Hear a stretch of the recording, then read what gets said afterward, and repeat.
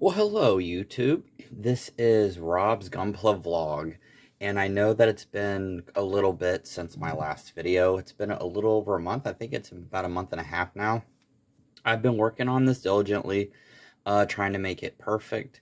This is an old kit. It came out in 1997, like I said in my last video, and there was a lot of things that I had to make sure that it was correct about it. That I was gonna when I was putting it together, I wanted to be careful. And if you've noticed, there aren't any decals on this model. It's because the decals that I had received with it, it's never happened before. They were so old that they actually wouldn't stick on the model. I rubbed the decals, the dry transfers on them for probably about an hour for only four of them, it seemed like, and they did not want to stay on. So I'm gonna probably use water slides. I'm gonna buy water slides of this model eventually and everything.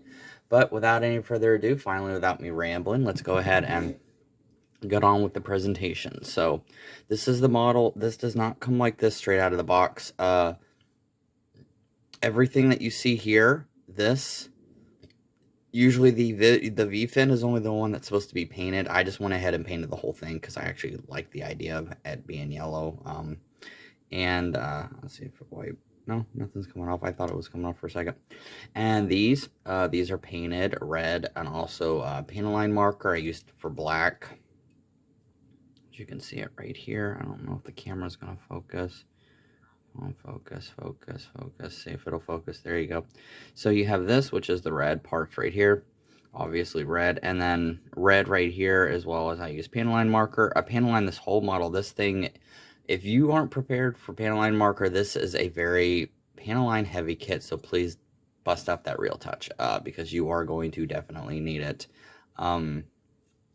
So then for the thrusters, I painted inside both of them so you can see that, and I painted the red ones in here. For the head, I'm very, very proud. I painted the green right here. The Vulcans, I painted those, if you can see those, I painted those yellow. So you have that. And then on the back, I painted the camera green as well over there. So, all right, let's go ahead and go to the actual review then. So first off, this is on a peg. It does do complete 360. It's very, very nice. What's cool about this is the antenna is made of like a very soft material, so you don't have to worry about it breaking, which is good because it's a very, very flimsy antenna. I didn't want to mess with it. This is actually a cool little gimmick. Let's see if I can pop it out. So what you do is, so give me a second. I'm gonna try to pop it out. There we go. So there'll be a latch, and what you can do is you can slide the latch out and the thrusters will come out. So that's actually kind of a cool little gimmick if you wanted to do that. I may actually, for the rest of the video, just because I actually like that idea, I'm going to take out both of these. And the reason it took so long was I had to, it's a transforming mobile suit, so half of the model they're going to give you is going to be dedicated to just building like the head, the legs, the waist, and like the arms and stuff. And then the second part of it's going to be building the core fighter, which, in case you notice, I'll take it off just so that you can see it. It does come apart. I'm not going to transform it. I could, but it would take quite a bit.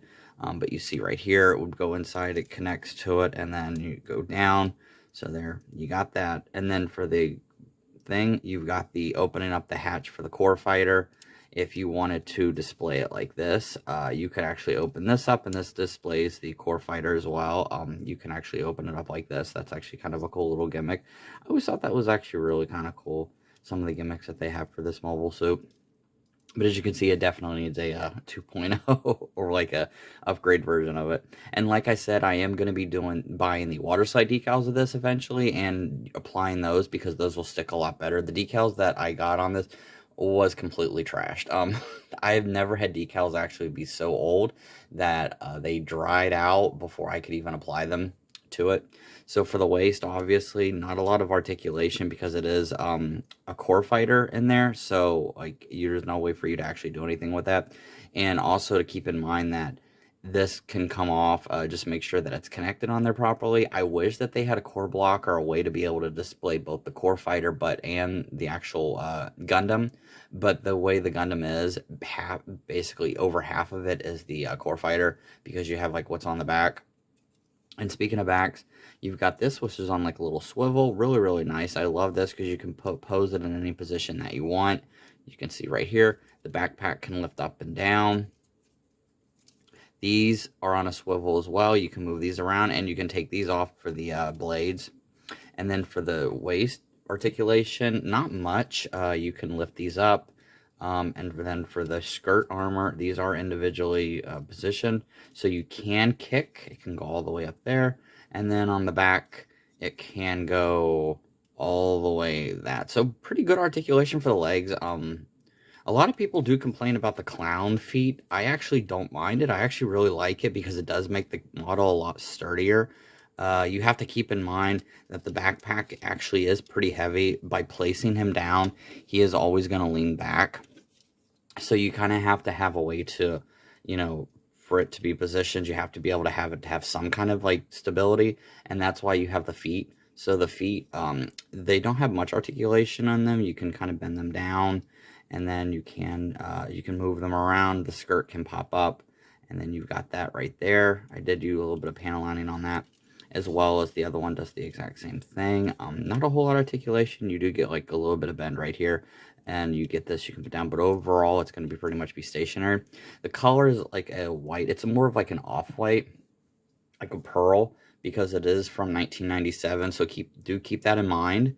The arms, this does lift up as well as this one, and it's on a little peg right here, little poly cap right here, so you can turn it. They do give you fixed hands, but it's recommended just to give it the right, keep it with the regular hands, because this is what's going to be able to hold its weapons. And then for the arm, you can, if you move this out of the way, you can move it back.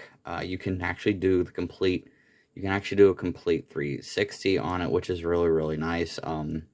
And unlike the GP02, the GP01 Full Burnham actually can keep the arm. The arms will actually stay on there because it's not as heavy. And for the camera, as you can see, I painted that one green. And that's going to be pretty much it for the actual model itself. Let me show you its accessories. So I'm going to keep it right here. Really nice looking model. I'm very proud. I'm very impressed with it. Usually what I do is when I'm building and stuff, I usually tend to go for more like the goofier models, or like the ones that look really, really unique. And honestly, this looked really, really unique. That's one of the reasons why I picked it out, because Stardust Memory is such an amazing Gundam series, and this mobile suit actually looks really, really nice. So for the shield, you can kind of see the dry transfers that were stuck. I was working on it yesterday, just finishing it up, and the transfer stickers, the dry transfers, did not want to stay on the thing. They didn't even want to get off the little sheet.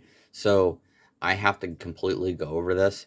But anyways, it has a little sheet, has a little peg, and the only downside is it has a hard time holding the shield, just because it does have a connector right here on its arm. As you can see right here, it'll be a connector, but it has a hard time keeping it in there because it's just like a peg on a peg and stuff. You just have like that, you put it in there, and then it's gonna have a hard time holding it.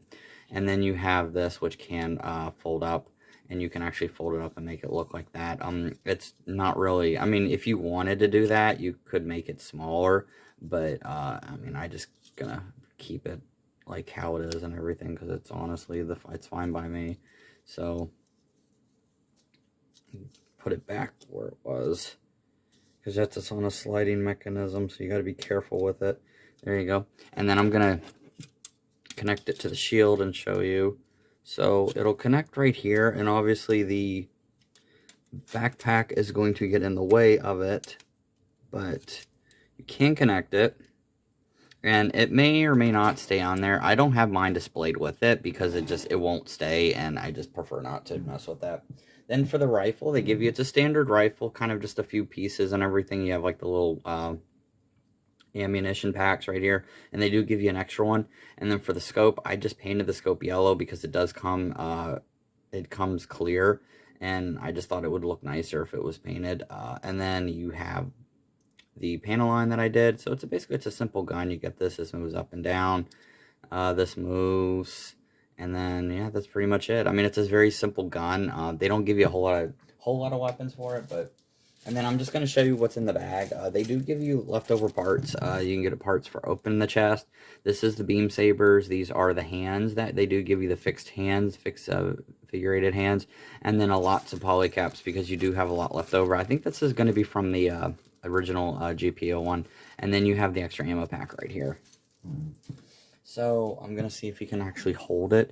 He doesn't have a hard time holding it for the most part. It does stay stationary. It may just swivel a little bit back and forth, but overall it does stay in place. And I mean, it is a very nice model. Keep in mind though that you are going to have to put a lot of love and care and like work into this model, because honestly this is not it doesn't come like this straight out of the box. It comes like this. There's a sticker for these. I just went ahead and painted these because the stickers will always fall out, especially if they're that old. And just, this is a very old model. I'd still give this a thumbs up, but just with a word of warning with this review as I close it out, you're gonna want to put some effort into this model. This is not a model that's straight out of the box, and it's not a super poser. It's not like an incredible poser where you can pretty much put it in all these dynamic positions and everything and it looks really, really nice. It does do some, but it is still hindered by some of how bulky it is, but I still like it because of that, because Stardust Memory was a very, very, like, just great Gundam series.